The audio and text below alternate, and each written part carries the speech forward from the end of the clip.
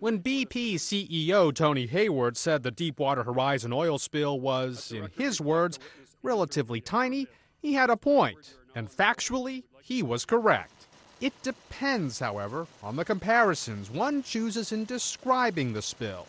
Since the BP oil rig exploded on April 20th, as much as 125 million gallons of oil has gushed into the Gulf. Compare that with the mighty Mississippi River. It pours that much water into the Gulf every 38 seconds. If the oil were poured on a football field, complete with end zones, it would measure nearly 100 yards high.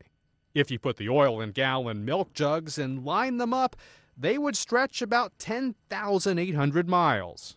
That's a round trip from the Gulf to London, BP's headquarters, and a side trip from New Orleans to Washington for Hayward to testify. It is a tragedy.